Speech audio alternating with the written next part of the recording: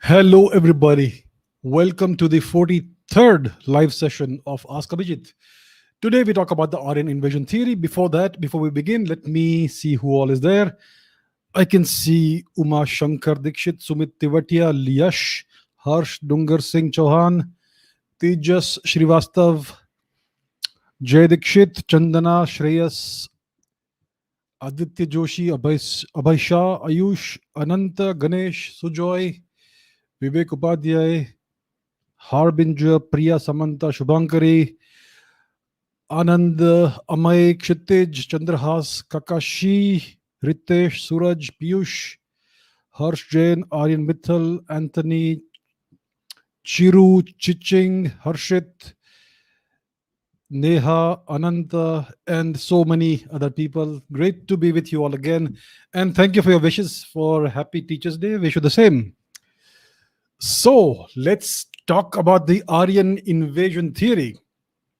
I know this is the topic you've all been waiting for, so let's talk about that. Before I take your questions, let me share my own history of how I got into this particular matter in history. So until 2016, you'll be surprised to know, I was a firm believer in the Aryan invasion theory.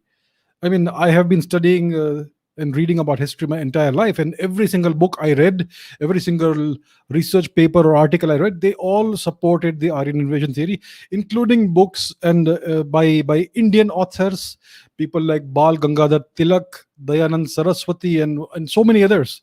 So everybody supported the Aryan invasion theory. So and there was a great deal of scientific evidence as well. There is the genetic evidence that links Indians to people from Europe. There is the linguistic evidence that links India, the ancient languages of India, with the modern languages of Europe. And every single researcher, every single historian, they all drew the conclusion that this is an invasion that came from Eastern Europe or Central Asia into India and into Europe. And this is how we have these connections. So I saw no reason to not believe it, because everybody, every eminent historian, every scientist, they all unanimously agreed with this theory. And I was aware that there were certain Indian voices that were in opposition to this theory. I had heard about this out of India theory, and I frankly found it embarrassing. My attitude was very simple. We know that that humanity came out of Africa. So how does it matter that whether there was an invasion by the Aryans from Europe or not? We are all migrants. So why do we have to oppose everything? Why do Indians, especially Hindu nationalists, have to say that everything came out of India? That was my position on this. I found this opposition to the Aryan invasion theory very embarrassing. Right? Now, then what happened is that I recently came across some new research about an invasion of Europe that happened about 5,000 years ago. So there was this bunch of horse riding men, extremely violent men, who invaded Europe from the east about 5,000 years ago, and they committed an absolute genocide in Europe. They wiped out every single European male, and they took all the females as their reproductive partners. And in a very brief period of time, the entire older European male genetics were wiped out. And today's Europeans are the descendants of these new invaders from 5,000 years ago and the older European women. So I saw this research. Let me show you some. I have spoken about this before. So this is one of the headlines: the most violent group of people who ever lived. Horse riding Yamnaya tribe used their huge height and muscular build to brutally murder and invade their way across Europe more than 4,000 years ago. So this is one headline. This is another headline: the most murderous people of all time revealed in ancient DNA. This was a violent conquest of Europe, and genetic analysis tells the tale for the first time. This was from 2019, but this news started coming in research papers from 2015, I think, onwards. Here's one more: Stone Age genocide, vengeful prehistoric invaders who changed Europe forever. So essentially, we find this sudden shift in European genetics. It's a clear indication of genocide, wide scale genocide. The entire genetic makeup, the patrilineal lineages change overnight almost in Europe. So this is a sudden influx of foreign genes, and of course there is a corresponding change in the kind of pottery and cultural artifacts that you have. So everything changed all of a sudden, not just the genetics, but also the pottery, also the cultural artifacts, also the kind of burial goods you have, the kind of burial rituals you have, and all that. And also you find this widespread evidence of massacres. As you can see, this is a mass grave, a number of people dumped together into a pit and buried hastily without any ceremony, without any respect.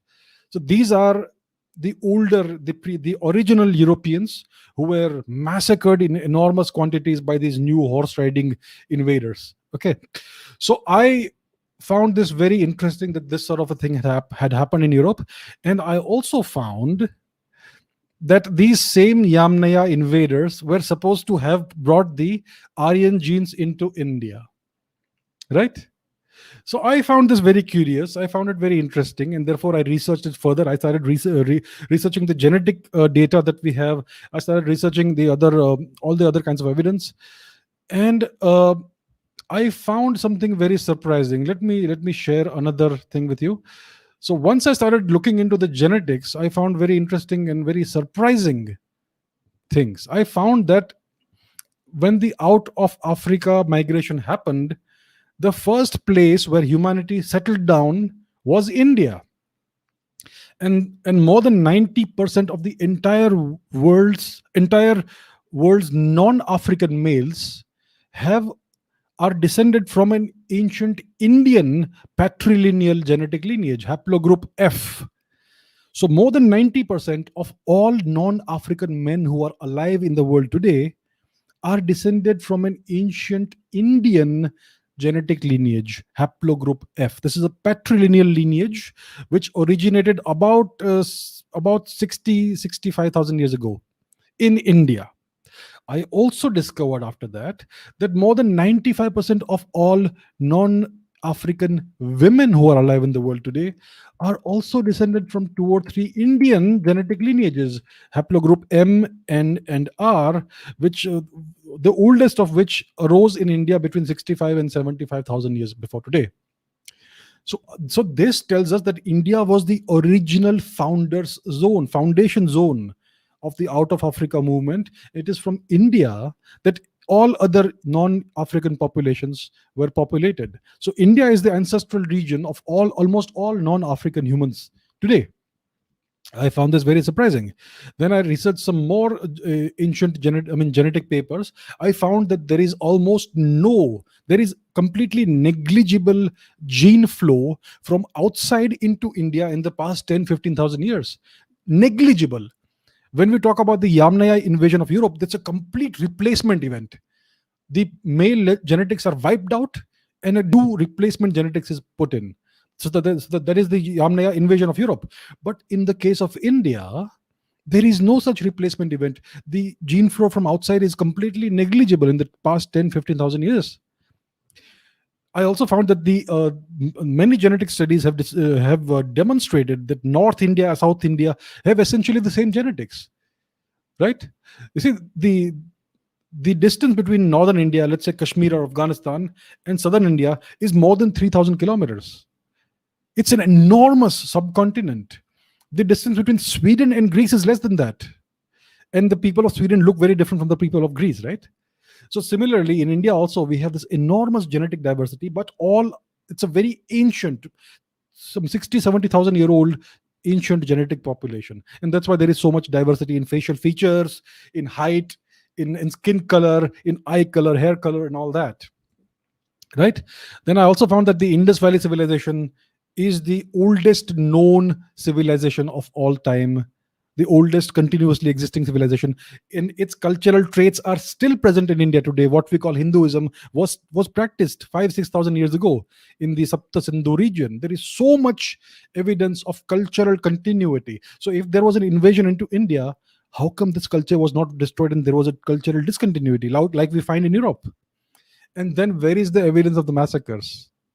If there was a Yamnaya invasion into India, and we know how brutal they were, and we know what they did in Europe, we know the genocide they perpetrated in Europe, we know all the mass graves and destruction. So why is it not seen in India? Where is it, right? And so these are some of the things that tell us that there is something very fishy about this Aryan invasion theory. So we have evidence of cultural continuity. There is zero evidence of an invasion. There is zero evidence of a migration. And there is layer upon layer of archaeological, genetic, linguistic, literary, geological, hydrological, and all kinds of evidence that shows that India has been continuously inhabited by the same population for more than 60, 70,000 years. So all of this taken together shocked me completely. It shook my entire whatever I believed until then. And after this, after seeing the actual scientific data, I have come to the very firm conclusion that the out of India theory is much more viable and much more consistent with the facts than any Aryan invasion or migration or tourism or picnic theory. So that is why, after seeing the evidence, after seeing the factual evidence, after studying it for a very long time, I came to the conclusion that this Aryan invasion theory is completely fake. And after seeing all this, I wrote an article in 2017. So this is the article I wrote. It's in indiafacts.com. The title of the article is Aryan Invasion Myth: How 21st Century Science Debunks 19th Century Indology. So this is an article I published in 2017 in which I have given an entire detailed analysis of all the evidence that was available till 2017 about all these facts, about all these aspects of the Aryan invasion that are completely disproved by various scientific and other evidence. So it's a reasonably detailed article. I would recommend that if you're interested, you should all go through this. So this is the first article that I know of that puts everything together in one place. Nowadays, of course, there are many more people who are investing their time into this, and we have much more evidence that's coming out. But as far as I know, after all my detailed study, this 2017 article is the first article that puts everything together in one place. So this is everything that I found until that time. Of course, I have done more research subsequent to this, to the publication of this article. So that is something I would recommend you people read. Now let me show you something else, right? Something that's a little more interesting. So these Yamnaya people that we spoke about these Yamnaya people who invaded Europe. Their facial reconstructions were done. They found these skeletons of these Yamnaya invaders, and this is what the reconstructions look like. As you can see, these are reasonably European looking people, right? Tall, strong, sturdy. Look at the face. It is a European looking face. This is another one, another European looking individual, young man, strong man. Look at this person, European looking person. But these are all ancient reconstructions from many years ago. Today, with more genetic information, with more genetic data, we know more details about these invaders of Europe. We know what was their skin color. We know what was their hair color. We know what was their eye color. And after knowing these additional details, newer facial reconstructions have been done of the men who changed the genetics of Europe forever. And this is what their accurate reconstructions look like. Take a look at this guy. This is an individual found in Volgograd Oblast, Russia, Yamnaya culture, Bronze Age, about 4,500 5,000 years ago. This is an invader of Europe, invader of Russia. These are the these are the ancestors of today's Europeans. This is one individual. Here is another individual. Is from again from Volgograd Oblast, Russia, Yamnaya culture. This is a third individual. This is from Astrakhan Oblast in Russia. These are all Kurgan burials, Yamnaya graves. These are the invaders who are the ancestors of more than 90% of European men today. These guys. And here is a composite of these three. So, my friends, please tell me something. If you were to see these fine gentlemen walking on a street today, what is the first ethnicity that would come to your mind? Do they look like Russians? Do they look like Ukrainians? Do they look like Swedes? Do they look like Europeans? Do they look like Africans? Do they look like Chinese? What ethnicity comes to your mind when you see these fine gentlemen? To my mind, there's only one ethnicity that comes to mind. These guys are Indians. If you see them today, the first thing that would come to your mind is that these guys are Indians.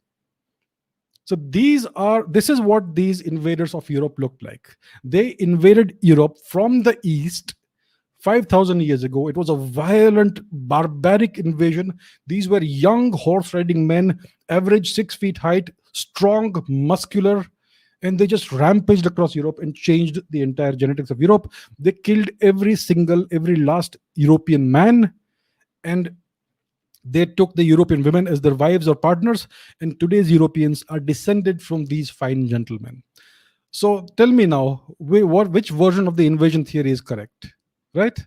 It's very clear what's happening here. So this is just a brief introduction. I'm not doing a detailed presentation today.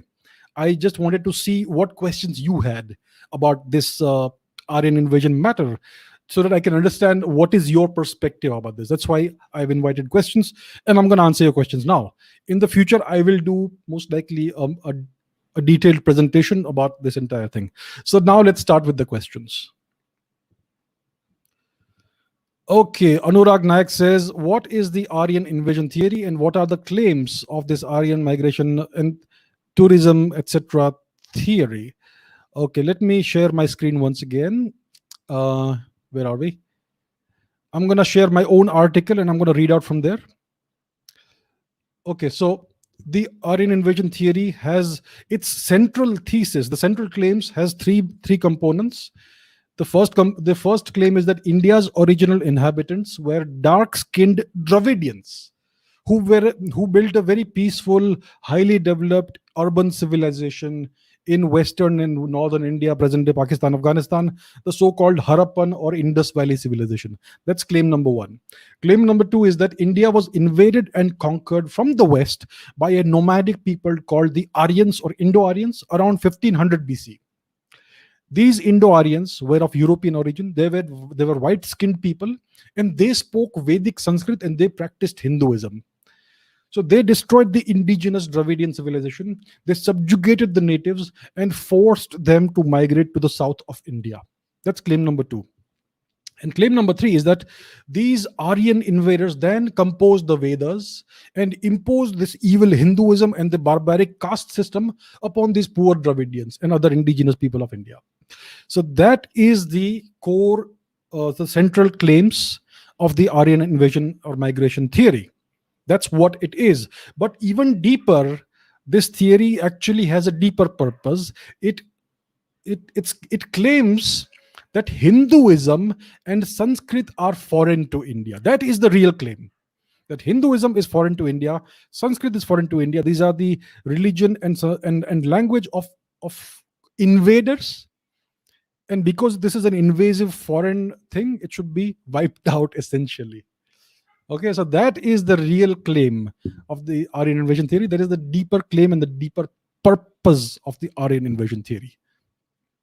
Question 2. Why is the Aryan invasion theory used as a dividing tool when there is not a single piece of evidence of any mass violence or invasion? Why is it a point of contention even if there was a peaceful migration a very long time ago? Literally all humans came from Africa. This is from Shivang. So yeah, that's what the claim is. It is a dividing tool. We all know that the British had this long-standing policy of divide and rule, divide and conquer. We know it, and yet we allow it to divide us. This is a British invention. It's a European invention. It is the invention of Christian missionaries. They found that Hindus would not convert to Christianity, and therefore they started engineering these artificial divisions in India's society by dividing Indians into black and white, brown and light brown, Hindu and non-Hindu, Aryan and Dravidian, Dalit and Adivasi, and God knows what else. It is a tool of colonialism. And today it is a tool of neo-colonialism. If you think that the age of colonialism is over, please think again. We are still in the age of colonialism. We are in the age of 21st century data driven, technology driven colonialism. And this is the major tool that is used for that in India, to divide Indians. The claim that Sanskrit is foreign to India, the claim that Hinduism is foreign to India, the claim that these foreign invaders came into India and imposed a caste system on the people of India.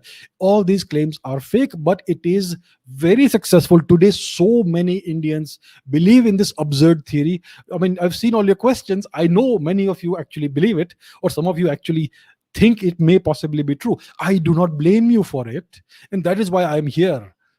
Today I'm going to answer your questions. In the future I'm going to do a detailed presentation on how all of this is fake, but the purpose is to divide Indian society against itself, divide north from south, Hindu from non-Hindu. They are now inducing Indians, especially those who are identified as Dalits, those who are identified as people from southern India. They're inducing these people to give up Hinduism and adopt foreign religions, right? So this is the purpose. It's a dividing tool. It was devised to divide and fragment India's society, and in the 21st century, it has been weaponized even further. India's own education system teaches this as the gospel truth. I've seen certain government websites even today that support the Aryan invasion theory, and they present it as a fact. I know that India's judiciary talks about Aryan, Dravidian, Aryan invasion and all that. So India is a deeply, deeply mentally colonized country. It is not the fault of Indian people that they are mentally colonized, but we need to arm ourselves with the true knowledge, and that is the main point here.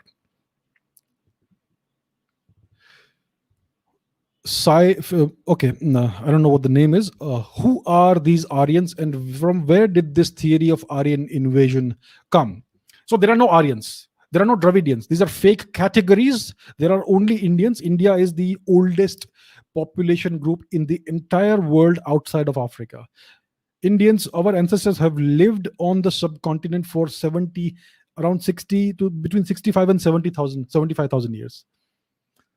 And it's a very ancient population, like I said, and there are no Aryans or Dravidians. It's a very diverse population group with still very uniform genetics. That's the paradox of India. So there are no Aryans, first of all. Now, where did this theory of Aryan invasion come from? That's a good question. So it all started. Okay. So it's not it's better to look at the bigger picture when we talk about how did this theory of Aryan invasion come about. And to understand how this theory was constructed, we have to go back 1,000 years before the British came to India. So 1,000 years before today, India had not yet fallen prey to the foreign Turkic and other invasions of India. India, 1,000 years ago, had its own universities, hundreds of wonderful libraries. And in these libraries, we had the records of thousands of years of our history. Now, these Turkic invaders came into India. They destroyed every single library. They destroyed every single university. They burned every library. They massacred every single scholar, every monk, every bhikshu, every guru. Everybody was massacred. All these teachers, students, everyone was massacred. We know what happened in Nalanda, but several tens of thousands of students were massacred in one day, beheaded. The university was destroyed, it was ruined. The library was burned. It burned for several months. So imagine how much knowledge we lost. We lost all the written records of our past. We lost the written records of thousands of years of our past. It is not just Nalanda, it is so many other libraries. Takshashila, Telhara, Sharda Peeth, Vikramshila, Odantapuri, and so on and so forth. So we lost all the written records of our past. Then the Europeans came to India about 500 years before today. And when they came into India and they started taking over parts of the country, They said, you bloody Indians don't have any written history. You don't write history. You people just transmit it orally. You are barbaric, you're primitive, you're backward. So all of the history that you claim to have had, it's just a myth because there is no written record. So the British deemed all of India's oral history, which was left behind because our written history was gone. So that's why Indians were forced to pass it on orally, whatever they remembered. The British came to India and they said that all your oral history is mythology. And then they proceeded to write their own version of India's history. So that is the genesis of this entire problem. Now, when the Europeans came to India, they noticed striking similarities between the vocabulary of Sanskrit and the vocabulary of various European languages like Greek, Latin, etc. So this became a field of study. They called it the Indo-European languages. Sanskrit was clearly the oldest language they knew. So at that time, they were clearly of the opinion that it all came from India, it all came from Sanskrit. Then in the 19th century or 18th century onwards, thereabouts, the missionaries started pouring into India, European missionaries, Christian missionaries. And they wanted to convert the population of India to Christianity, but it did not work. Indians were very strong in their culture. They had a very strong belief and pride in their culture. It was not possible to induce Indians to convert. So then people like Max Muller, they started studying Sanskrit. And Max Muller, he came up with this new theory based on biblical genealogy of an invasion of people into India. He said that there were two Aryan races who lived somewhere in Eastern Europe or somewhere there. And there were two invasions, one into India and Iran, and the other one into Europe. And he said that the European Aryans were more civilized, more superior, and the Indian Iranian Aryans were slightly inferior, but they were still stronger than the natives, and that's why they were able to subjugate the Dravidians and take over the country. And then they imposed Hinduism and the caste system and all that. So this is an invention of Max Muller, and he said that this happened after 1500 AD because of biblical chronology, genealogy, all that. According to the Bible, the world began around 4,000 years ago, according to the Old Testament or something like that. I don't know what it is. I've never read it. But according to these Christian theories or Christian myths, the world began about 4,000 or so years ago, and therefore all chronology had to be after that. So Max Muller said that the Aryan invasion of India happened around 1500 BC, and that's what it was, right? So that was what Max Muller did. After that, there were more individuals who proceeded to put forth more theories. Let me show you. One of these individuals was a person called Herbert Hope Risley.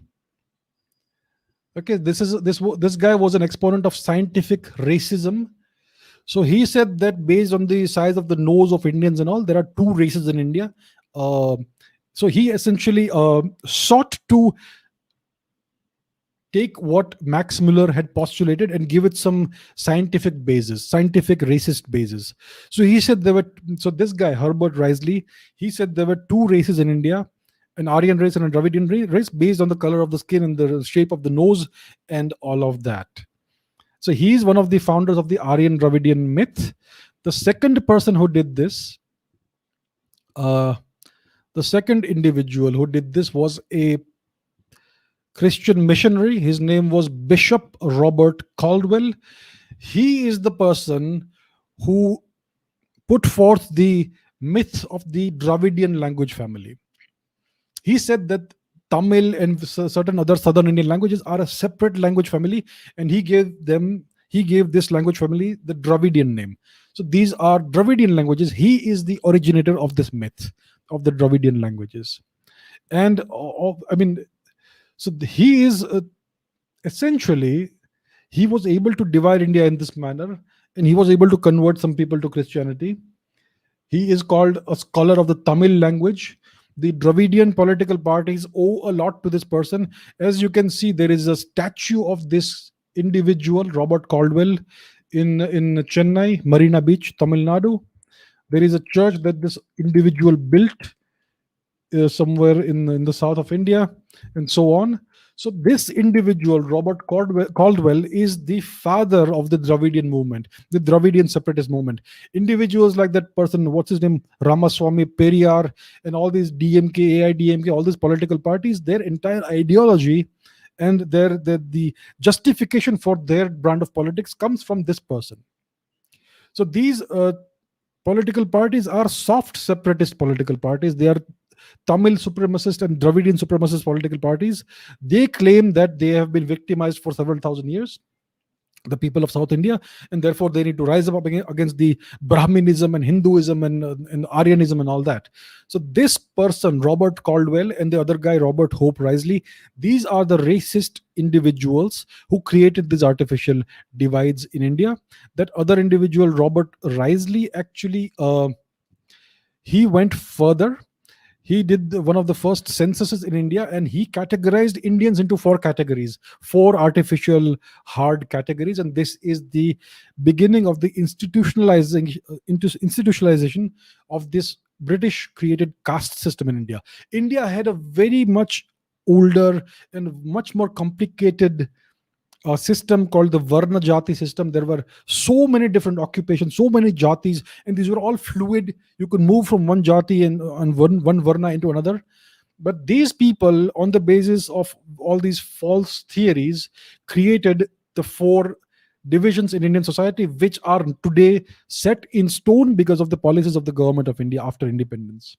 So this is another piece of the puzzle about the Aryan invasion theory.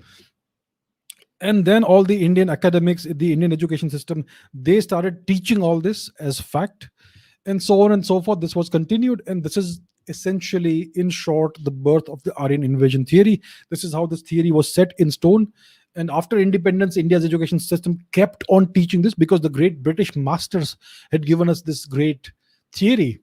So how can we disregard it? So it is still taught even today.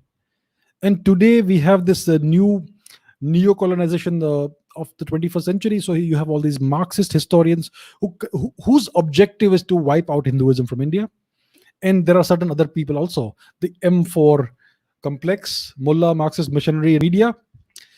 So they all propagate this theory, and because of that, because of the ubiquity of this theory everywhere, whether it's in the movies, whether it's in the social media, whether it is in the news, whether it's in the judiciary, the Indian academia, everywhere this theory is portrayed as the only valid theory, and therefore all Indians from their childhood grow up believing this, because this is what we are taught. This is what every person in a position of authority teaches us, and that's why this theory continues to be taught. Now, in the 20th century, they discovered that there is no evidence of an invasion. There is no massacre, there's no warfare, there's nothing. And there is no evidence of a migration also. And yet, so now they're trying to give it some genetic basis. They first changed it from invasion to migration. Soon it will become tourism. Eventually it will become a picnic theory. But they will anyhow try to keep it alive. So that is the genesis and the history of the Aryan invasion migration theory. Abhishek says, why was it necessary for Europeans to create this Aryan people? Did it have anything to do with their own history? So Europeans were the conquerors of the world. They had wiped out the people of of the Americas, right? They had conquered and destroyed completely Africa, and they were in the process of conquering and destroying India and other parts of Asia. So they were these all conquering heroes, and they saw themselves as a superior people. Now, when they discovered all this evidence of the Sanskrit language being the oldest language they knew, and so on and so forth, it was clear that their ancestors actually came from India. And this hurt them a lot because, I mean, they had this belief in their racial superiority. They had a belief in the superiority of their white skin. And therefore, they sought to put forth a Eurocentric version of history. And they had to also divide Indian society. So they wanted to portray this theory, to put forth this theory that Hinduism and Sanskrit are foreign to India. So since your religion and language are foreign to India, therefore it is justifiable for a new foreign religion and language to come into India. Whether it is Christianity and English, or various other Abrahamic religions. So they essentially sought to say that since yourselves are the descendants of barbaric invaders who oppressed the other people of India, the original people of India, and therefore it is completely justified for us to come and oppress you now. And therefore you should give up your Hinduism because it is the religion of oppressors, and take our more enlightened Christianity and our more enlightened English language, because it is our language, our religion, it is superior to yours. So these are some of the uh, reasons why this theory was created. And even today it is still being pushed. Today they are trying to use the science of genetics to claim this theory is valid. There are all these Eurocentric geneticists and historians, whether it's in the United States or whether it's in Germany, who today also are trying to promote this theory, right? But unfortunately the data prove does not bear them out. So this, in short, is the Eurocentric racist the reasons why these people created this Aryan invasion theory. First of all, to portray themselves as superior and higher, and secondly, to divide India's society and to justify their conquest of India, their subjugation of India, and their attempts to convert the people of India to Christianity and to various other Abrahamic religions. So that's why this theory was necessary for them. Prayag says, what are the main reasons behind the disappearance of the Sarasvati River, and how is it associated with debunking the Aryan invasion theory? So until 10, 20 years ago, until 10 or 15 years ago, every Indian historian, every Indian scientist would claim, every other foreign historians also would claim, that the Saraswati River is just a myth. It's a myth these stupid Hindus have created. There is no such river. It's all mythology. But then it clearly emerged that there is indeed an enormous dry riverbed in Western India, which starts from the Himalayas and goes all the way to the so-called Arabian Sea. Yeah. This dry riverbed does exist. It is visible in satellite images. It is an enormous river, wider and greater than the Sindhu Indus River, and greater than any other river in the Sapta Sindhu region. So it is clear that this river exists exactly where our so-called myths said it existed. So it does exist. Now these people no longer make the claim it's a mythological river. It is there. And now even in scientific journals like Nature, etc., scientists have begun calling it the Saraswati River in research papers. So now it is established beyond any doubt this river existed. Now it is known that this river dried out around 1500 BC or thereabouts, plus or minus 500 years. So it dried out around that time. Why did it dry out? It dried out because of the gradual decline of the Indian monsoon. That's number one, and maybe also because of some seismic event in the Himalayas. So the Indian monsoon about 6, 7, 8,000 years ago was much heavier than what it is today. And it is this monsoon, this extremely heavy Indian monsoon, that fed the Saraswati River. It was an enormous river, very powerful, very, very strong river. So it was fed by the Indian monsoon. Its origin was in the Himalayas, so it was fed by glacial meltwater from the Himalayas. But as it came downwards, southwards, it was fed by the Indian monsoon rains, and that's why it was such a great river, enormous river. Now, about 6,000 BCE and thereabouts, and after that, the Indian monsoon started declining. In over 2, 3, 4,000 years, it declined so much that this river went half dry. And it became a seasonal river, and eventually it dried out in much of its riverbed. Even today, it does exist in northern India. It is a seasonal river. It is called the Ghaggar-Hakra River. Ghaggar-Hakra River. You can check out my article in which I have given the details. So that is the reason behind the disappearance of the Saraswati River. The main reason is the decline of the Indian monsoon. And there could also have been some seismic event in the Himalayas, which is a seismically active zone, which may have diverted its source. So these are some of the reasons. The primary reason, the major reason, is the decline of the Indian monsoon. Now, how is this river associated with debunking the Aryan invasion theory? So one of the main central claims of the Aryan invasion theory is that the invasion happened around 1500 BC. and the Rig Veda was written after that. So the accepted date of the writing of the Rig Veda by all mainstream eminent historians is about 1300 BC. Definitely after 1500 BC. So, according to this theory, according to all these wonderful mainstream historians, the Rig Veda was written about 1500 or 1300 BCE, not before that. 100% not before that. Now, here's the funny thing. In the Rig Veda, there are so many mentions of the Sarasvati river. There are entire sections devoted to this river. There are so many mentions of this river. And the way this river is described is striking. This river is called the mother of floods. It is called a loudly roaring river. It is depicted as an enormous, mighty river that could destroy surrounding regions. It was the mother of floods. It was a loudly roaring river. So the depiction of this river in the Rig Veda is clearly the depiction of an enormous river in its prime. It is not the depiction of a river that is declining or which has gone half dry or a seasonal river. It is a depiction of an enormous river in its prime.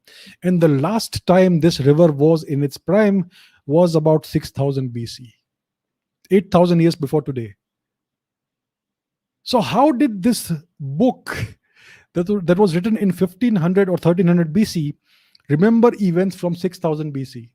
And why was it depicting those events as if they were happening when the book was written? This is something the Aryan invasion theorists can never explain. So this clearly demonstrates that the Rig Veda, the oldest literature that is written in Indian history, the oldest known literature in the world is the Rig Veda. It is clear that this literature, the Rig Veda, was written when the Sarasvati was in its prime, and the last time it was in its prime was around 6000 BC. So the Rig Veda is clearly a book that was written closer to 6000 BC than to 1500 BC.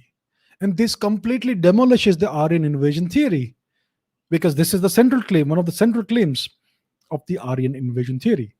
So this is how the Sarasvati and how it disappeared and when it was last in its prime. This is in a way quite central to debunking this fake claim of the Aryan invasion. So you can read my article and check it out. I mean, I've given some details about that in there. Achint says, how can human civilization have all come from India when it has been demonstrated that humans came from Africa and developed civilizations everywhere? Also, how do you state that the out of India theory is superior to the Aryan invasion theory when it hasn't been demonstrated in a peer-reviewed scientific paper?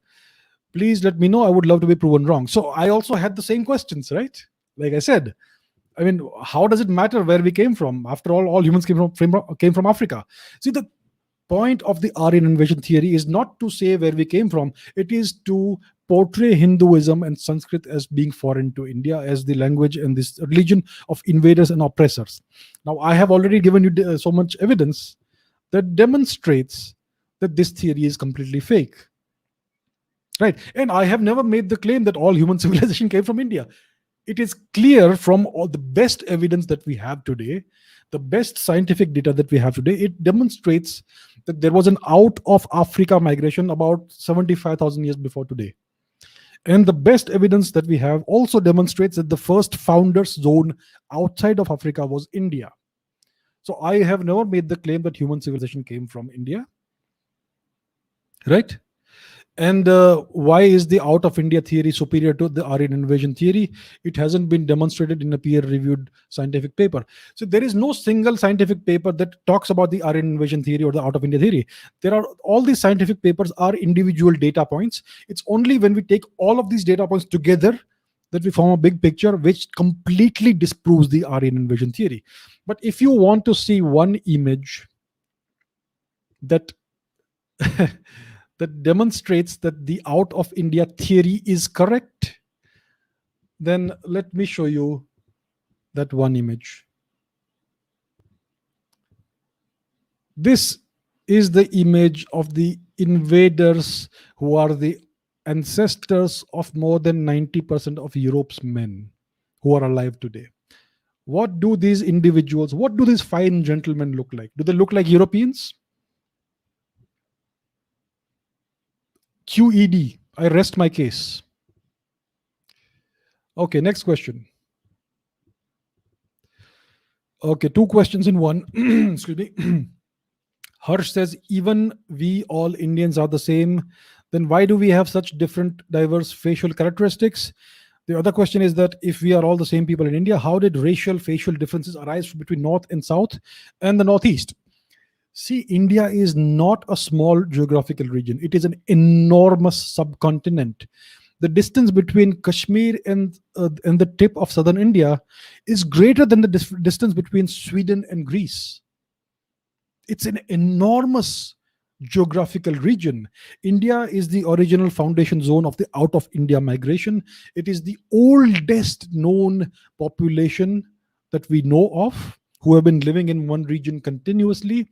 Because it is around 70,000 years old, there is bound to be so much genetic diversity within this geographical region, within this enormous subcontinent sized geographical region. And yet, because it is the same population for 70,000 years, there is an enormous amount of diversity as well. So the climate in northern India is very different from the climate in southern India. So people who have been living, families who have been living in northern India for several thousand years, they are bound to have lighter skin. And families who are living in southern India are bound to have darker skin because they have been living for thousands of years. Similarly, east-west, these regional differences in features, skin color, hair color, eye color, facial features are bound to happen. And yet genetic evidence demonstrates that there is no actual difference. There is no significant difference in the genetics between the people of North India and South India. Now, when it comes to the northeast of India, that is a different story. There have been several migrations from Eastern Asia into the northeast of India. People of Tibeto-Burman origin, people of Sino-Tibetan origin, and so on.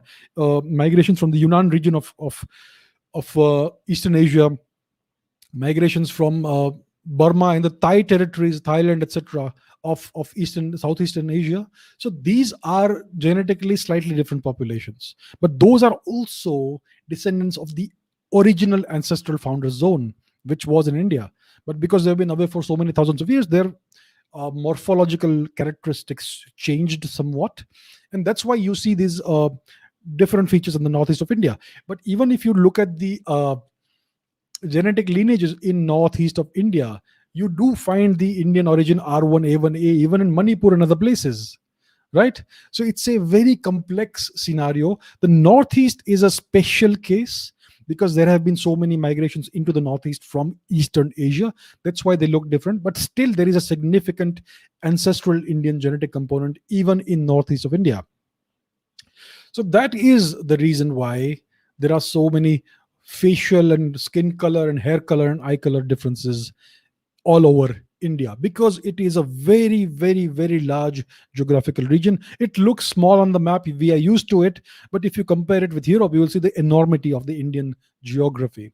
And that's why, because of the incredible antiquity of the Indian population, and because of the incredible size of the Indian geography, that's why you have all these local regional variations within the overall uniformity of India's genetics. Vishal says, can you please explain the Rakhigarhi DNA analysis and what does it add to the Aryan invasion, migration, etc. theory? So around 2015-16 or so, they discovered a number of skeletons in the Rakhigarhi archaeological site in northwestern India, and the DNA samples of a number of these skeletons were extracted. They were sent for analysis. See, the thing in India is that the climate of India, the temperature, etc., the humidity is such that it is very hard for ancient DNA to survive.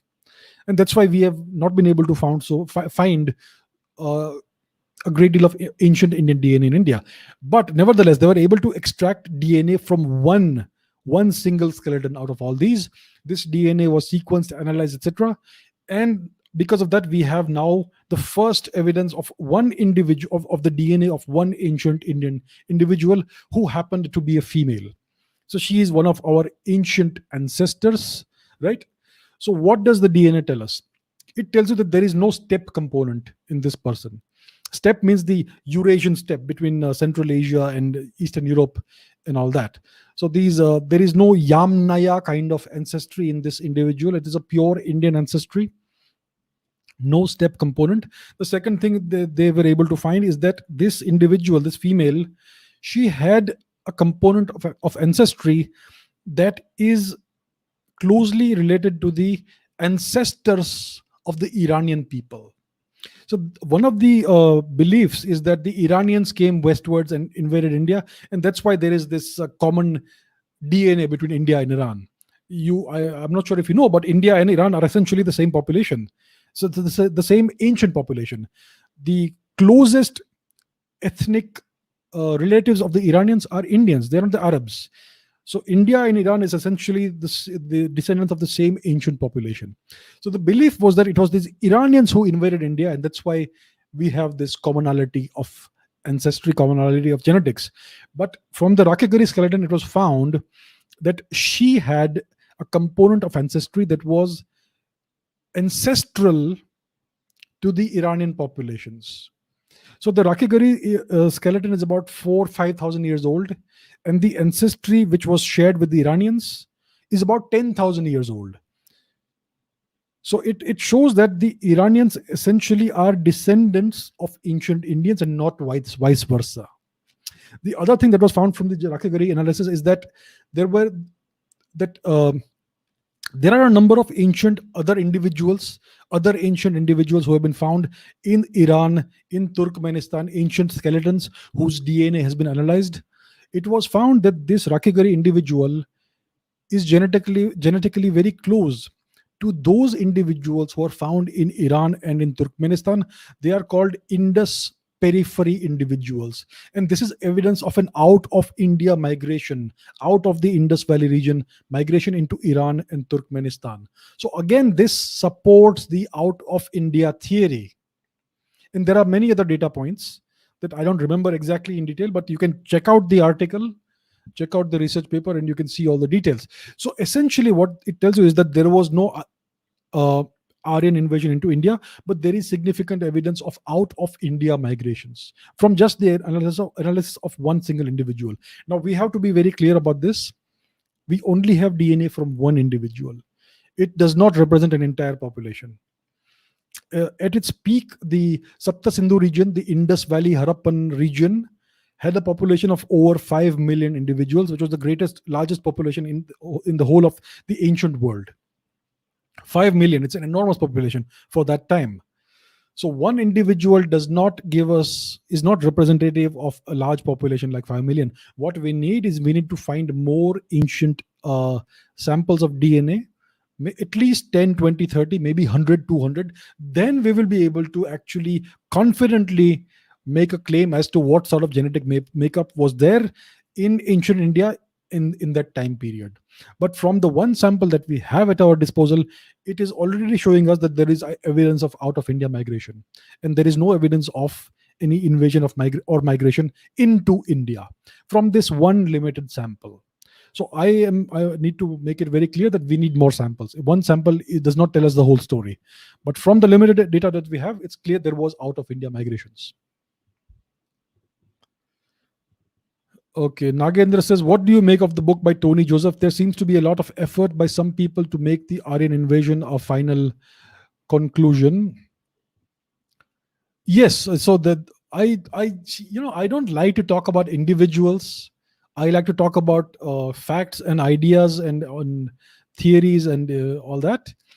But in this case, I'll make an exception because Tony Joseph has written a book which which tries to support the work of David Reich and other geneticists in claiming that there were waves of multiple pizza-like migrations into India and all that. So what do I think of this book is a good question. Let me share my own article. I have done a book review of this in 2019. Here is the article. It is in indiafacts.com. The title is Journalist Attempts to Revive the Aryan Invasion Myth Using Discredited Genetic Research. It is a reasonably detailed article that I have written. As you can see, I am the author. So I will not go into detail about what I think of this book, about this new work that was published, this book that was published, but I would invite you to read this article that I wrote, a detailed analysis of the book and its claims, and essentially to make it short, to tell you what I think of it, it's all nonsense. It is another attempt to manipulate and cherry pick data points and to manipulate history and to claim that this thing happened because their entire agenda depends on the success of this theory. So the title should tell you what I think of it. Journalist attempts to revive Aryan invasion myth using discredited genetic research. Please read the article. You will get an idea of what I think about this, and you will also learn something about how these people manipulate the facts to present false conclusions. Okay, Ayush says, if there was no migration or invasion by Aryans, what could be the reason behind the decline of the Harappan civilization? This is a good question. So, like I said, it's closely tied to what happened to the Sarasvati. So, the Sarasvati dried out over several thousand years because of the monotonal decline of the Indian monsoon over several thousand years. The Indian monsoon was at its peak around 6000 BC, which is about 8000 years before today. And it started declining gradually over hundreds and thousands of years. And by 1500 BC, it had declined so much that the entire great river, Saraswati, dried out. It became seasonal and intermittent only in the north of India, where it still exists to some extent. But the great river dried out. And so it is an example of ancient climate change. So because of this climate change, because the conditions changed so much, the lifestyle that our ancient ancestors had in this region became unsustainable. And there are thousands of ancient archaeological sites, cities, towns, villages on the banks of this dry riverbed of the Saraswati, and this river sustained these towns, villages, and cities. And because the river dried out, this was no longer sustainable. And the same thing happened in other places also. Climate change, the whole lifestyle was no longer sustainable. And therefore, slowly, over centuries, people migrated out of this region and went elsewhere. This coincides with the discovery of Indian genetics in Australia about 4,500 years ago. Precisely coincides with that. This also coincides with the Yamnaya invasion of Europe. So this climate change made it necessary for Indians of that region to migrate in different directions. Some of them seem to have gone westwards on a rampage across Europe. Some of them seem to have migrated by sea all the way to Australia. And the majority of the population went eastwards into the Ganga Yamuna plain and other parts of India. So this was a very gradual dispersal of the population of this region into other parts of the neighboring region. Some even went into Iran. There is this ancient Marhashi kingdom. We know that the king Rimush of Babylonia, of Mesopotamia, actually fought with the people of the Indus Valley region, and so on. So there are data points available of Indians migrating east, west, and other places as well. So that's what happened. So that is the reason for the apparent decline of the Harappan phase of India's civilization. It is not a separate civilization. It is one of the phases of India's history, the so-called Harappan phase. But that civilization never disappeared. It still exists. It is India. The same culture exists in India. We can find evidence of the same culture 5,000 years ago in the Sapta Sindhu region, in the Indus Valley region, the Saraswati Valley region, and other rivers of that region. So the civilization did not decline and disappear. It continues. It moved elsewhere to other parts of the country and other parts of the geography of the subcontinent and also other places of the other parts of the world. So that's what really happened, and the cause is climate change.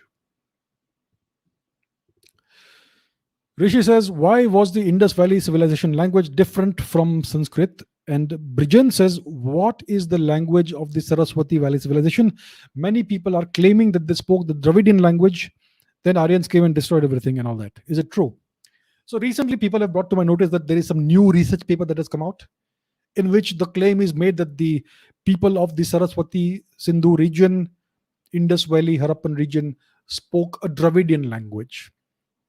I spoke about this earlier. Let me speak about it again. So the claim that is made in this research paper is that the word for elephant in the Indus Valley region was pilu, which is similar to some Dravidian word today, Tamil or Telugu or something. And therefore, they are claiming there is a similarity, and that's why this was a Dravidian language that was spoken in the Indus Valley region. My question is very simple. How do they know that the word for elephant in the Indus Valley, Saraswati Valley region was pilu? How do they know that the word was pilu? Have we been able to decipher the script of the Indus Valley region? No. Nobody has successfully deciphered the script. So if we don't know what is written in those characters, how do we know what was the word for elephant? This is incredible that people come up with these sort of distortions. We don't know what language was spoken because we have not been able to decipher the script. So how can these so-called researchers make the claim that the word for elephant was so and so, or the word for something else was so and so?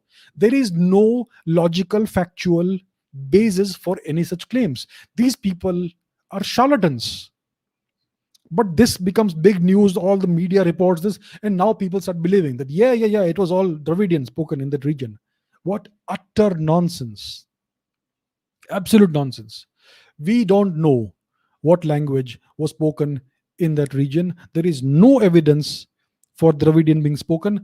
My gut feeling, my strong feeling, my educated guess is that it was ancient Sanskrit that was spoken there. I still do not have proof. From all the data points that I have, from the big picture data points, from all the evidence, from so many sources, it is quite clear to me that it would have been Vedic or post-Vedic Sanskrit that was spoken there. But I still cannot make the claim definitively because we don't have unmistakable, unambiguous evidence for what the language was. And therefore, even I am not claiming officially that the language was Sanskrit. So how can these people make the claim that the language was a Proto-Dravidian language? Absolutely not. It's absolute, utter nonsense, this kind of claim. And this is not the only person who has made the claim. There was this other individual called Iravatham Mahadevan, who is regarded as the father of Indian linguistics, who made this absolutely asinine claim of having translated and deciphered the script. And I went through the so-called research paper that he published. It's absolute nonsense, utter garbage. He says that this symbol means this, stands for this word, another symbol stands for another word in Tamil. On what basis did he invent these claims? There has to be some logical basis for making the claim that so and so symbol of this script stands for so and so word in Tamil. On what basis does he invent these claims? He does not give any evidence of the logical process or the thought process or the justification for assigning certain words for certain symbols. Absolute nonsense. He has pulled it out of his hat. So this is the kind of distortion that has been going on for the past 2 centuries. Now we have these brainwashed Indian sepoys, these Indian academic coolies who keep on perpetuating and inventing new ways of keeping this fake, false theory alive.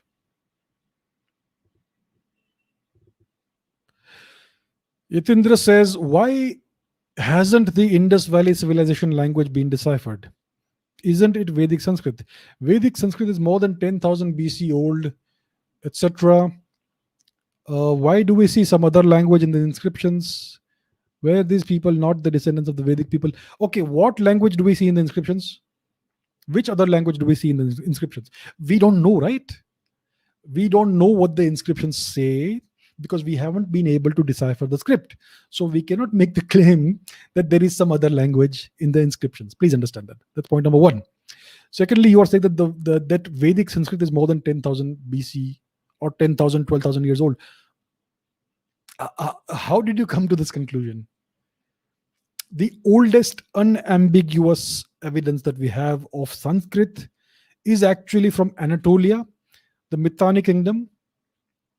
It's about 3,500 years old. In India, we must have been writing on paper or parchment or something, and because of our climate, all that has disintegrated, and we have not been able to find um, older evidence of Sanskrit in India. So thus far, the oldest unmistakable evidence, undeniable evidence of Sanskrit is about 3,500 years old. It is an indication of an out of India migration from India into Anatolia.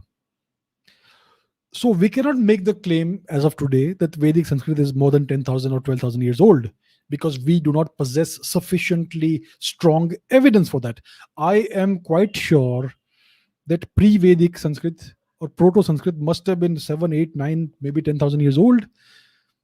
I am quite sure of that, but I cannot officially make the claim because I do not have hard evidence to back it up.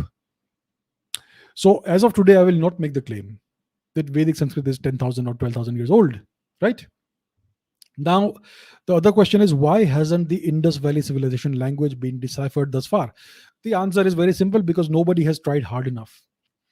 First of all, we do not have a lot of inscriptions. We have a handful of inscriptions that have been discovered thus far, and the script or the symbols are quite mystifying. They are quite enigmatic. We're not sure if they represent individual letters of some alphabet, or do they represent some syllables of speech, or are they logograms, are they pictograms, are they hieroglyphics, are they heraldic signs? We're not quite sure.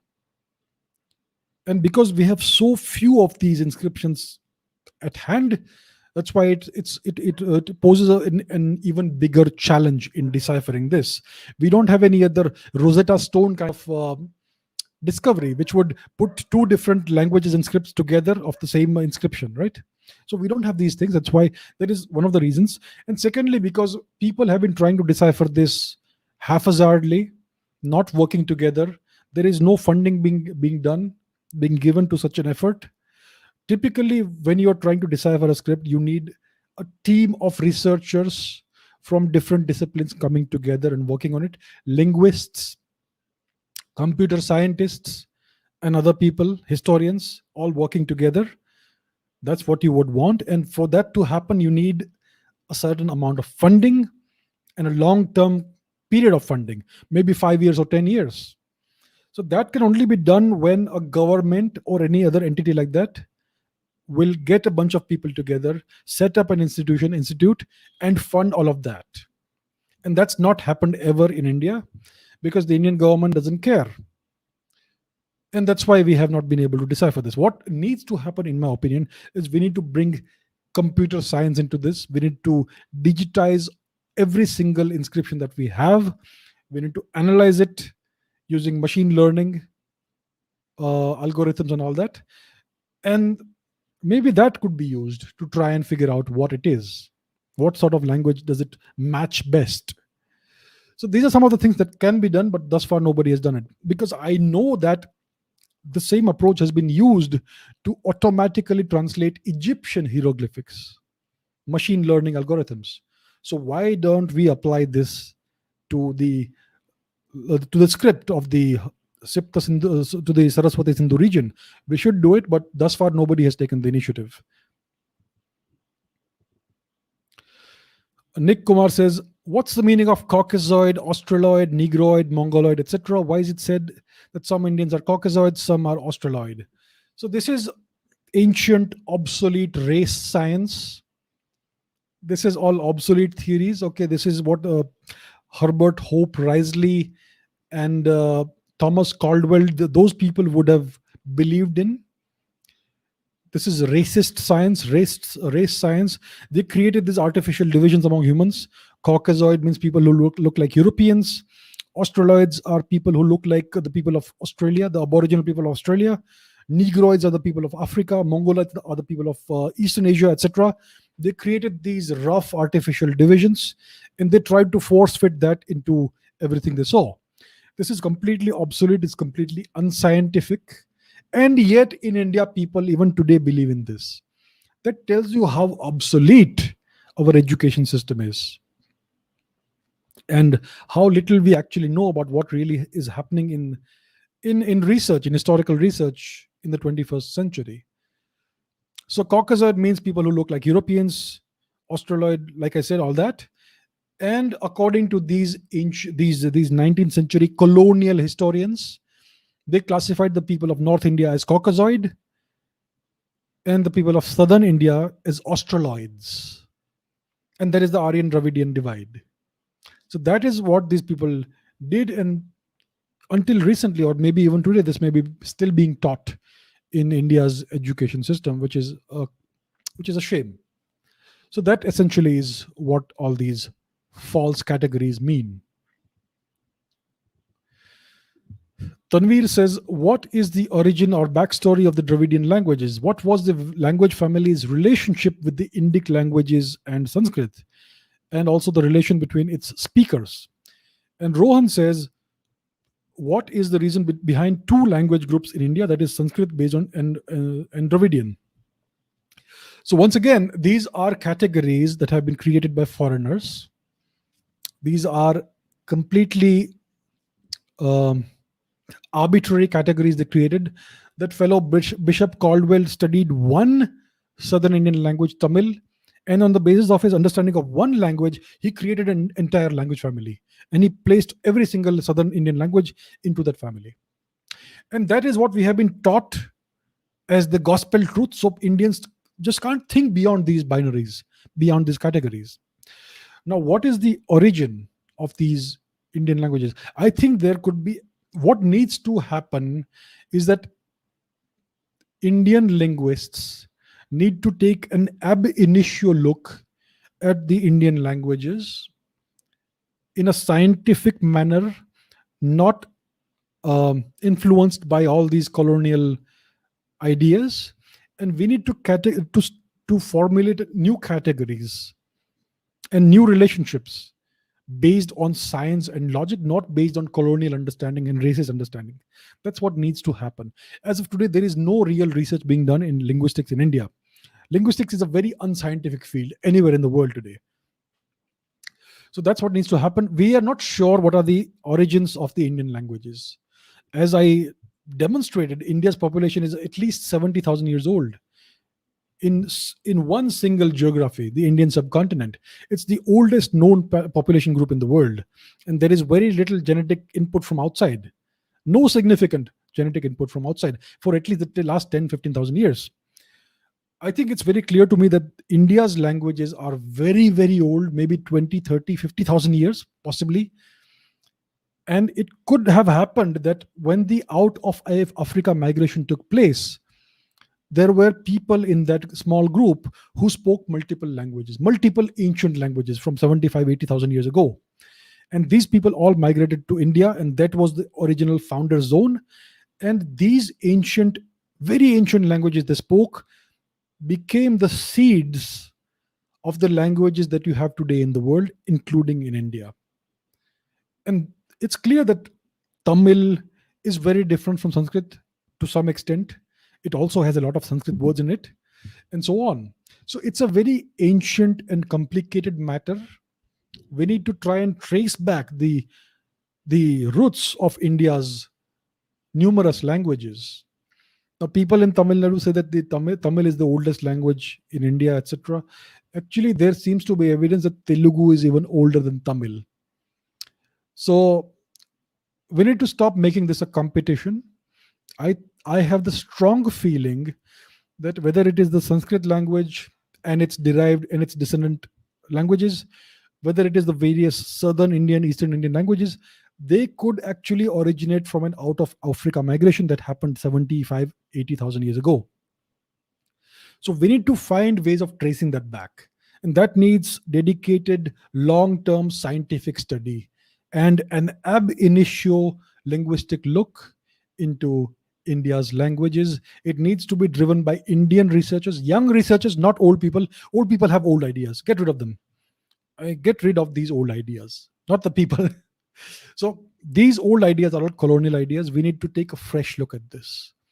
And the best way to do it is with young researchers, people who are just out of college or university, who know the fundamentals of linguistics, who also know the fundamentals of computer science and all that, and other sciences. And we need to start applying these uh, fundamentals in a new look at India's language groups. So that's what needs to happen. As of today, we don't have the answers to these questions. Nobody has the answers to the questions. Of course, the Aryan invasion migration theorists say that they have all the answers, but they are liars. They are lying. Chaitanya says, what was the Proto-Indo-European language? Was it older than Sanskrit? Who are the Hunas and the Shakas? I will answer the first two questions. I've already answered the third one before. What was the Proto-Indo-European language? So linguists, Western linguists, have reconstructed a Proto-Indo-European language by taking words from all the various Indian and European languages and trying to reconstruct the original words from an older language. They call it the Proto-Indo-European language.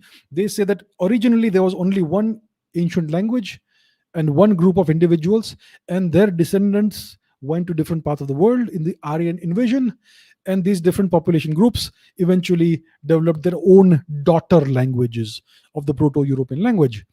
And the oldest Indian language, which is a daughter of Proto-Indo-European, is Sanskrit, Vedic or pre-Vedic Sanskrit. So that is the theory. And they claim that certain other languages like Anatolian, etc., Hittite, etc., are older than Sanskrit. That's the claim they make.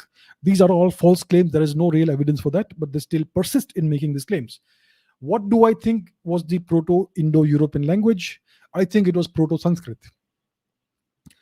The oldest known Indo-European language is Sanskrit. It's no other language, based on the evidence of the Rig Veda, which is way, way, way before 1500 BCE. Based on the evidence of the Sarasvati River. So clearly, Vedic Sanskrit is the oldest Indo-European language we know of. So the Proto-Indo-European language has to be Proto-Sanskrit, the ancestor of Vedic Sanskrit, which could be maybe 10, 15, 20,000 years old. We don't know exactly how it is. I'm just speculating. It is clearly a language that was ancestral to Vedic Sanskrit. Because languages keep evolving over the centuries and millennia. They just keep evolving. So if you go back 20,000 years, there will be a language that is ancestral to Sanskrit. If you go back 50,000 years, there will be an even older language which does trace its lineage back to Sanskrit. So clearly the Proto-Indo-European language is Proto-Sanskrit. Obviously, it is a language that would have been older than Sanskrit. It would be the ancestral language of Vedic Sanskrit. Okay, we have three questions in one. Shan says there is a genetic study that claims that the Indian R1A is the oldest genetic lineage in the world, oldest Indo-European genetic lineage, about 18,000 years old. The second question is, Badruv, is it true that R1A people who originate in India invaded Europe and Central Asia? That's why all European languages and ancient culture has similarities with Vedic Hindu culture. Akshay says, we have found the oldest R1A1A samples in India. If so, how old are they? If AIT is false, why do several Indian historians push the narrative, etc.? Okay, so what is R1A1A? That is what we need to look at. Let me share my screen with you and show what that is. Just a second. Here it is. Okay, so this is the geographic distribution of the R1A patrilineal lineage. It's called a haplogroup. What is a haplogroup? A haplogroup is a group of individuals alive today who all share a single genetic mutation that traces its origin back to one single individual who lived in the past. So it's essentially an extended family of people. So R1A is the world's most successful extended family. Its members most likely exceed 1 billion individuals in population. And its members, as you can see in this geographical distribution, are everywhere in Eurasia. But the highest concentrations are in India, north of India, and Eastern Europe. Now, this is very closely, this distribution of people of R1A origin is very close to the distribution of people who speak Indo-European languages.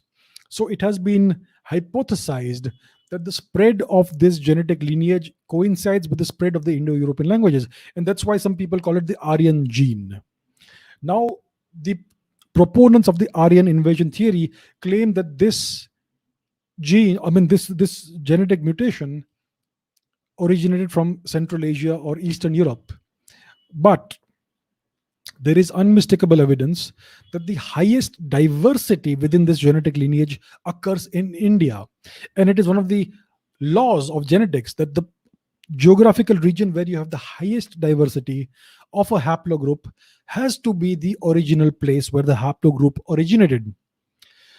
So, other genetic studies have been done, and these genetic studies demonstrate that the oldest evidence of R1A is from India.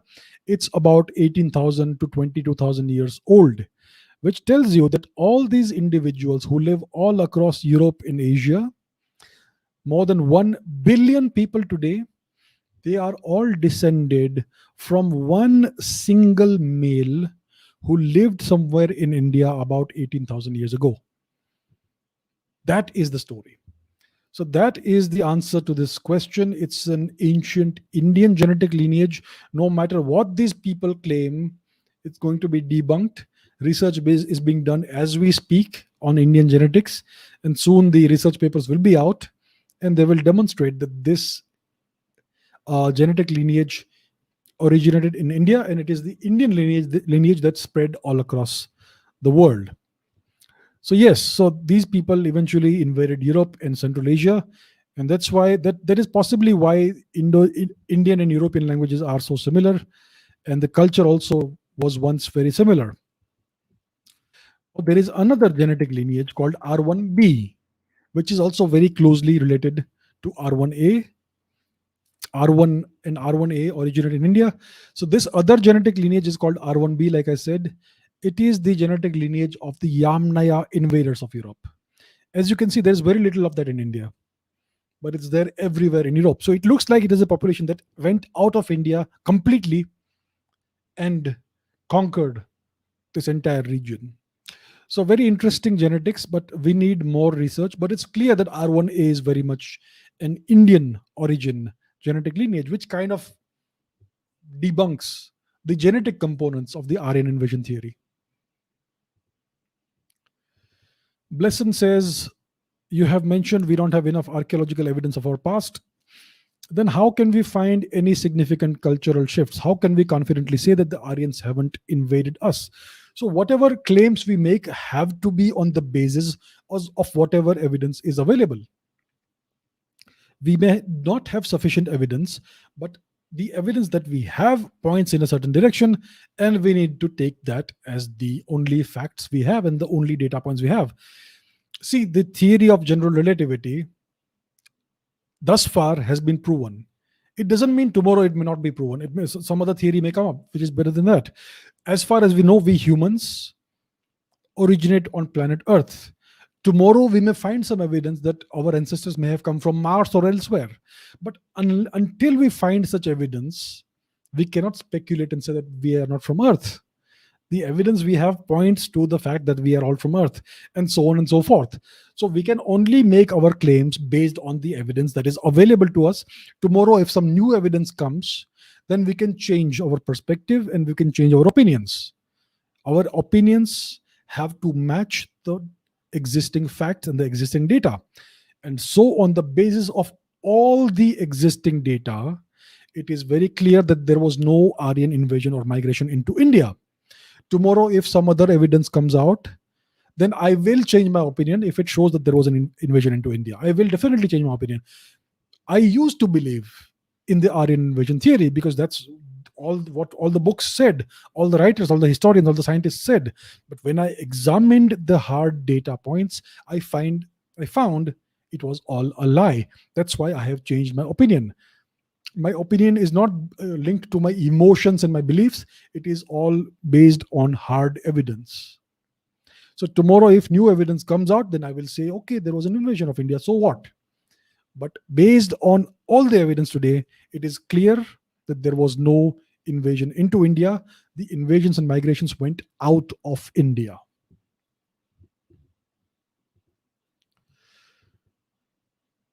Next question is, what are the oldest evidences of horses that we find in the Indian subcontinent? We have paintings of horses and chariots at Bhimbekta caves and all that, Sinauli, etc. So I have answered this question in detail actually. The claim that the Aryan invasion proponents make is that horses are not ancestral to India. They came in with the Aryans, and chariots also came in with the Aryans. That's the claim they make. But then what about the Shivalik horse that has been present in India for thousands of years, tens of thousands of years? What about the Bhimbekta cave paintings, which are more than 20,000 years old, at least 10,000 years old, in which there is clear depiction of people riding horses?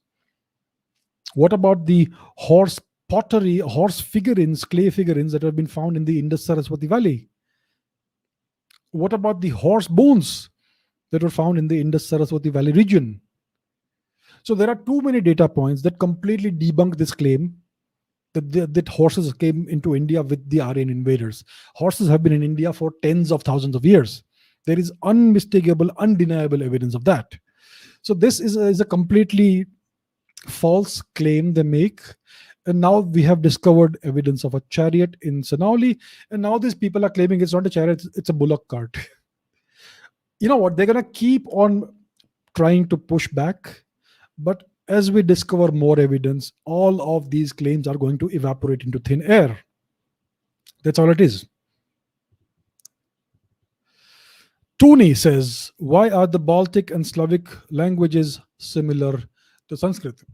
It's because there was an out of India migration into Europe, which we can see very clearly in all these maps that depict the various ancient Indian patrilineal lineages, whether it is R1A or R1B. Now, obviously, genetics and languages are not linked together.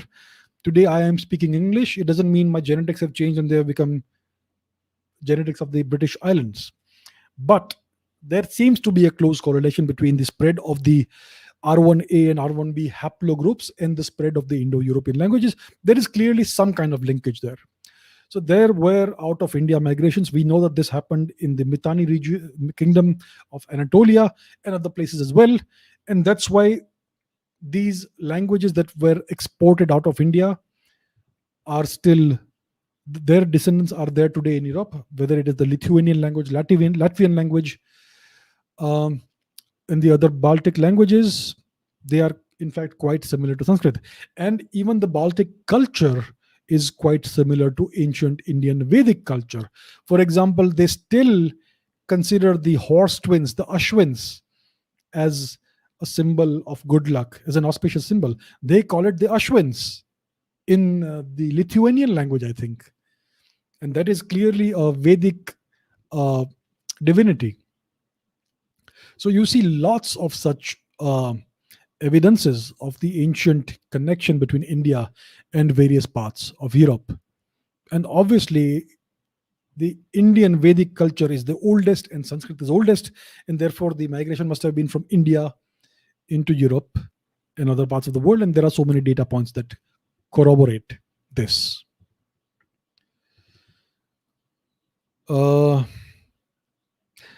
It's not Aryan invasion, it's steppe migration. They became Aryans after interacting with Pashupati followers. That's the claim you are making. So that is what so many people believe, but I can debunk that in an instant.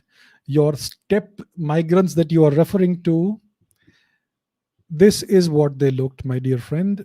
This is what these steppe migrants looked like. Do they look like Europeans or do they look like Indians? These are the gentlemen who invaded and rampaged across Europe, and they are the ancestors of more than 90% of Europe's males today. This is the steppe migration and invasion you're referring to. So, come on. Anita says, why were there no ancient civilizations around river valleys like Ganga, Krishna, Godavari region in India? So, see, it's like this. Every single archaeological site we find today, the media refers to these new sites as civilizations. They have found a new civilization in Kiladi in South India. They have found a new civilization somewhere else. Every new archaeological site they find, they call it a new civilization, which is so incredibly absurd. Do they even know what a civilization is? India was one single civilization.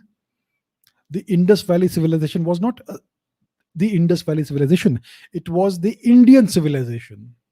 And we have found evidence of even older archaeological sites in Uttar Pradesh, in the Ganga Yamuna region. We are now finding old sites even in southern India, Krishna Godavari region, and so on.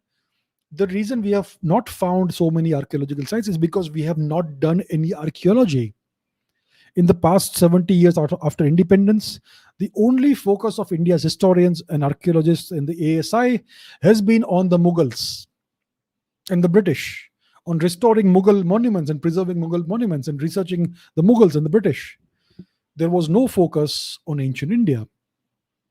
And that's why we have not found thus far extensive evidence of archaeological sites in all these regions. But these sites do exist. It is known that the city of Varanasi is older than most Indus Valley or Sarasvati Valley archaeological sites. It is most likely the oldest city we know of in the whole world. And there are so many archaeological sites waiting to be discovered. Thousands, tens of thousands of archaeological sites. Even in West Bengal, even in Northeast India, in Northern India, we have found Indus, Harappan era archaeological sites in Ladakh.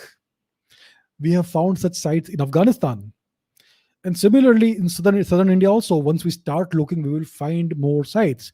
But this was one single civilization. Every time you find a new village somewhere, you don't call it a new civilization. The media is illiterate, the Indian media especially. So we need to understand that these are simply archaeological sites. Look at India today. Now, 10,000, 5,000 years from today, let's say all Indians have moved, all humans have moved to Mars because we messed up the planet. So let's say that 5,000 years from today, our descendants from Mars come back to Earth to do archaeology. They find this subcontinent of India. They do some digging in the north. They find the city which we today call Delhi. They call it the North Indian civilization. Then they go to the south of India. They find Chennai, and they will call it, there's a Southern Indian civilization, South Indian civilization. But we know today that Delhi and Chennai are part of the same culture, the same civilization, which is Indian civilization. But because these people from the future will come and only find two data points, they may interpret it as two different civilizations, which would be incorrect. And that's the same mistake we are doing today. We find something in the Saptasindhu region, we say it's the Indus Valley civilization. We find something in West Bengal, we say it's the Chandraketu civilization. We find something in Tamil Nadu, we call it the Kiladi civilization. These are not different civilizations. Ancient India was as interconnected in the past as India is today.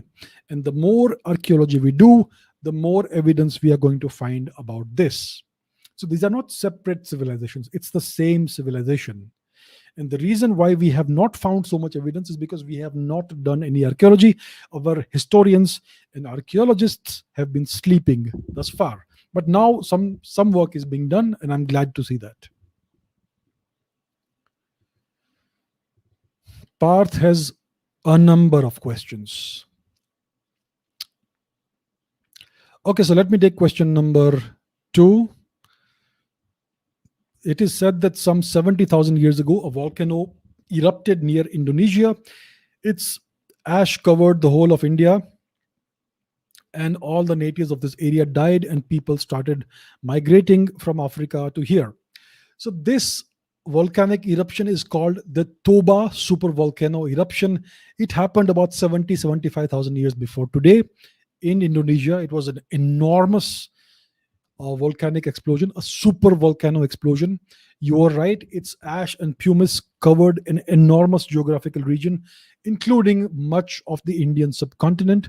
There is clear evidence of the deposition of a layer of ash and pumice, etc., which is volcanic in origin, and it coincides with the eruption of this super volcano.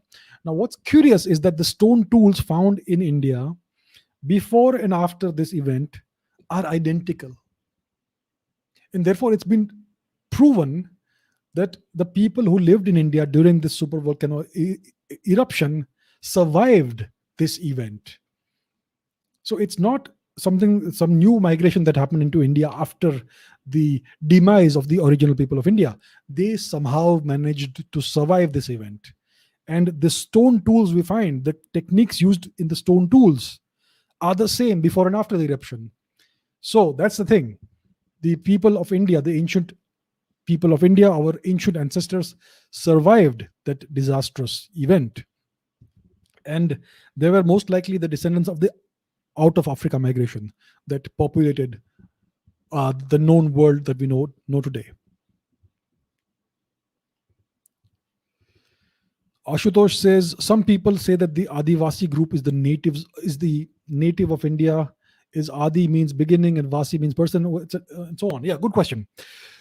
So today everyone believes that the Adivasis are the original natives of India, the original Dravidians or something, and of course we white-skinned people or we Aryan invaders are the descendants of invaders and so on. So the word Adivasi is a Sanskrit term. Adi means ancient, Vasi means a person who lives somewhere. So Adivasi means somebody who's the original or ancient inhabitant of a particular region. It's a Sanskrit term, but this is a very recent invention, this term Adivasi. You will not find any mention of the term Adivasi in any ancient literature in India. It was coined, the term Adivasi was coined about 100 years ago by the same people who are the proponents of the Aryan invasion theory. So it was another technique to try and divide the people of India. And this comes from the belief that, the people in the past were very backward, primitive, and as history went on, people became more and more advanced. And today's humans, us, are the most advanced people that ever lived on the planet. That is a very Abrahamic belief, that as you go forward in time, you get more advanced when people in the past were more primitive. This is a very European Abrahamic belief. It's not an Indian belief. So this term Adivasi was created to denote the people who lived in India around 100 years ago in small villages, in forests and so on, and they were deemed to be the original inhabitants of India. But this is again something that has no basis in fact. It has no historical basis in fact. It's a completely new term, a term that was coined recently, and therefore we should not take it seriously that these are the original natives of India. These are people who must have lived in India for tens of thousands of years, as did everybody else. So we don't know the history of India, which happened 10,000, 20,000, 30,000 years ago. And therefore, we don't know what happened and why, what caused certain populations to live in forests and hills and certain populations to live in the plains of the country. It's a very old history, and maybe someday we can reconstruct it, but it is not evidence of the Aryan invasion theory.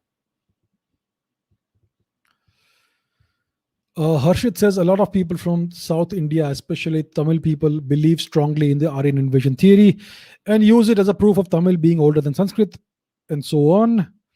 And they say that they are the original Indians living in India. I don't understand this logic. I know that this justification is wrong, but this is the logic they all employ.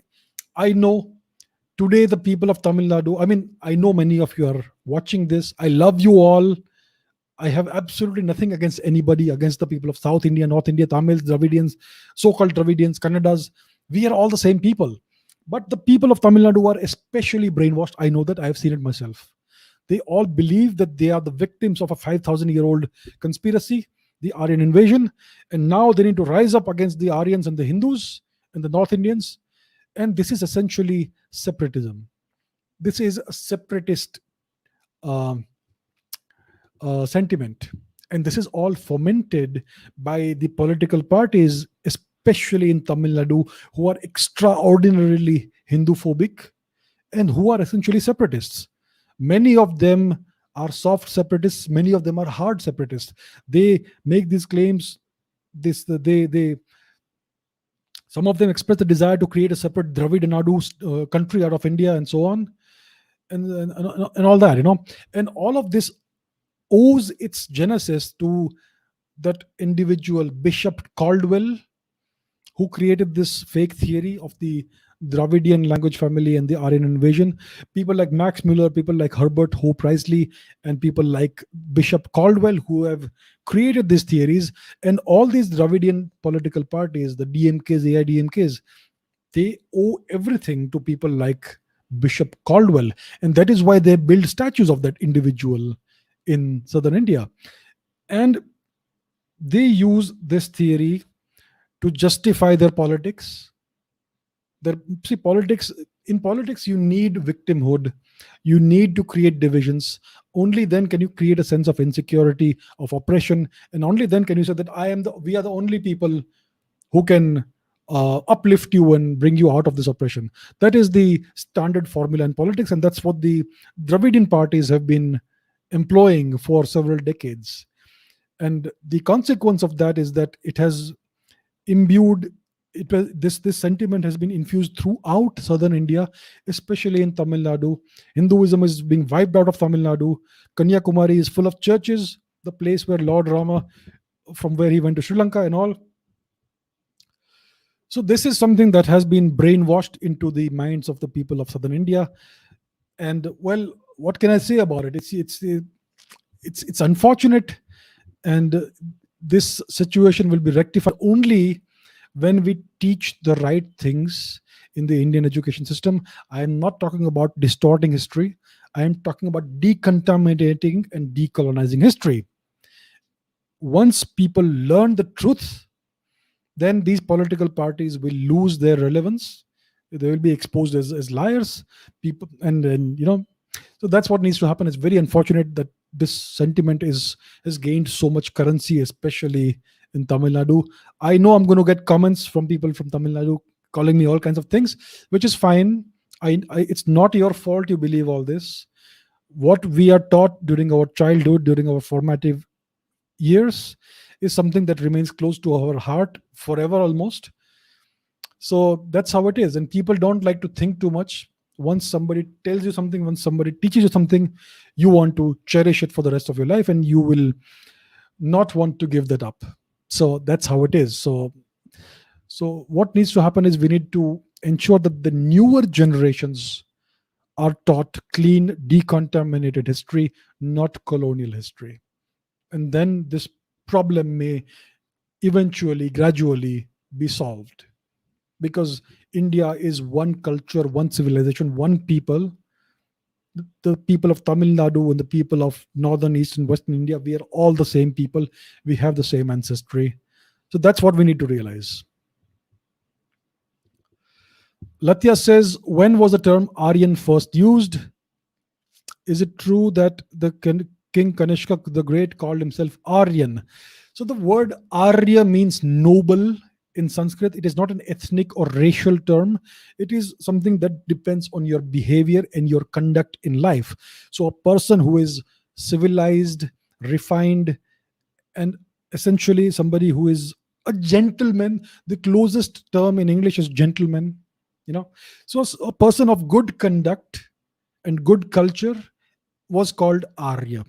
Now, when Indians went out of India and populated Persia, the Persians started using Arya as an ethnic term. So the Achaemenid dynasty, the Hakshamanish dynasty, the kings of the dynasty like Dariush, Kurush, Artakshatra, and so on, these kings of the dynasty, they called themselves Arya or Aryans. So it is there that the term Arya became an ethnic term. Now, Kanishka the Great Um, he has this he created this inscription in northern India, present day Afghanistan, the Rabatak inscription, in which he says that I speak the Arya language. So the language the Kushans spoke was a dialect called Gandhari, an ancient Gandhari dialect. It was a Prakrit language, an upper branch of Sanskrit, and Kanishka said that this language was the Arya language. So we don't know if he used this term in the ethnic sense or the cultural sense. Maybe he meant to say that the language we speak is the uh, cultured or refined language. So we don't know exactly in what context he used it, whether he said that we are all Aryans or whether our language is a refined language. We don't know. But it is around this time that this term started to take on some ethnic connotations, especially in Iran, because they had moved out of their ancestral homeland of India, and then they started calling that using that term as an ethnic term. And later on, the Europeans discovered this when they came into contact with India, and they created this fake concept of an Aryan race entirely. And then these white supremacists and the Nazis, they appropriated it, they misappropriated this ancient Sanskrit cultural term, and they used it for pursuing and propagating their idea of racial supremacy. So they are not Aryans. If any ethnicity in the entire world could be called the Aryan ethnicity, it is the Indo-Iranian people, nobody else. Europeans are not Aryans. Come on, what the hell? The word Arya came from the Indian subcontinent, and it is the Iranians who first used that term as a racial ethnic term instead of a cultural term. And their closest relatives living today in the entire world are the people of the Indian subcontinent. So if the term Aryan is to be used as an ethnic term, only the Indo-Iranians can be called Aryans. That includes the people of present day India, Pakistan, Afghanistan, Bangladesh, Persia, Sri Lanka, Nepal, etc. Nobody else, not the Europeans by any means. Ankur says, I am from Haryana. I have found many people in Haryana have brownish blonde hair color, brown eyes, and white skin as of Europeans. This is the case with my family. Whenever a baby is born in my family, he or she is blonde. I myself had blonde hair till the age of 5, and now they are slightly brown. However, these features are visible in very small percentage of the population. Do these features prove the Aryan invasion theory right? If yes, what was the exact location from where the Aryans came? Listen, India is a very large geography, a very diverse genetic population, and yet we are very similar. India has all different kinds of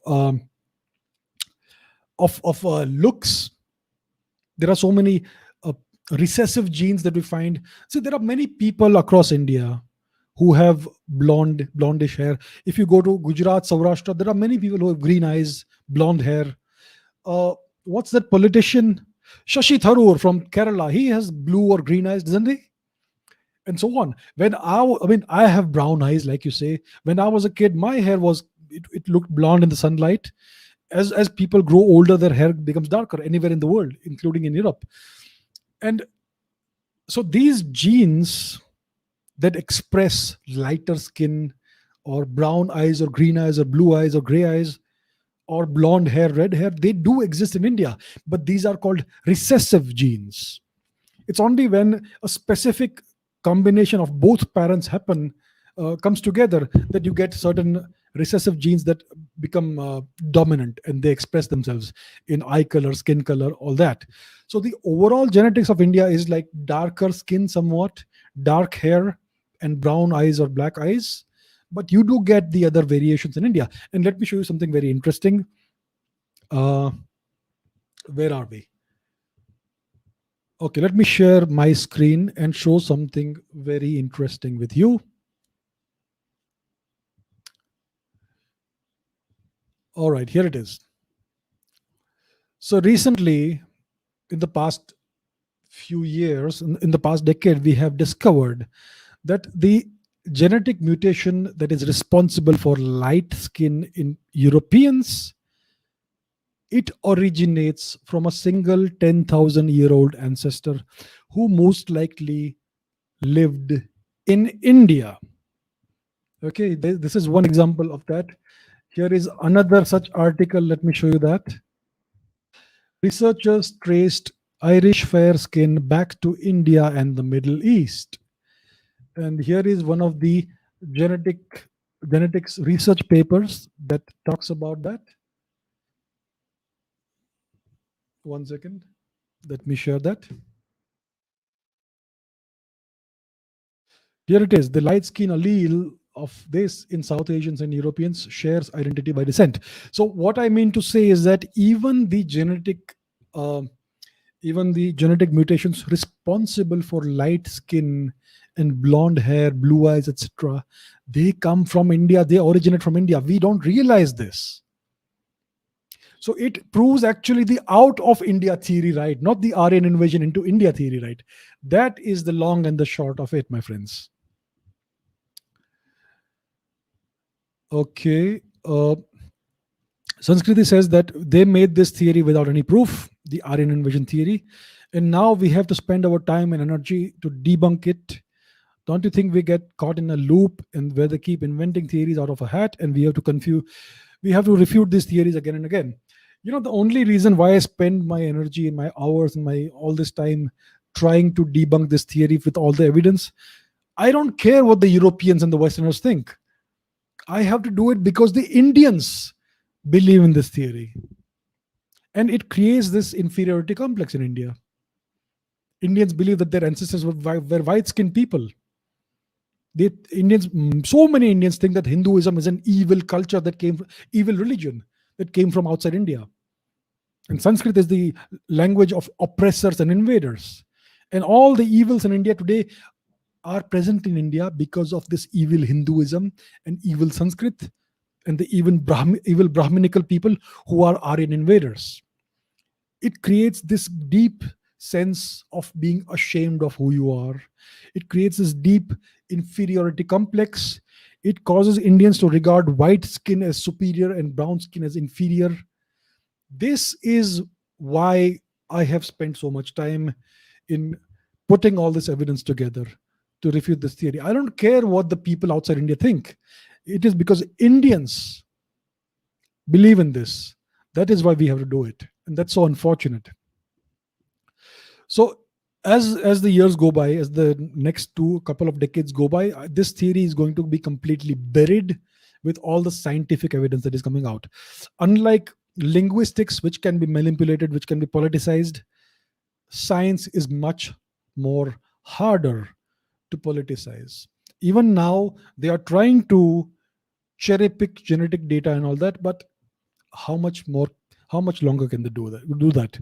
Thus far, there has been very little genetic research being done into the genetics of India, into the modern day genetics of the Indian population.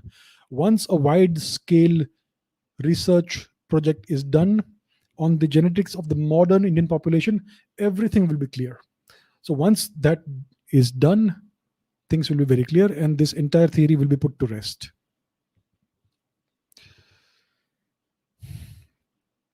Mrutyunjay says, if we have substantial and sufficient proof that this invasion theory never happened, why are the dogmas still being taught into school students until today? It is to keep neo-colonialism alive.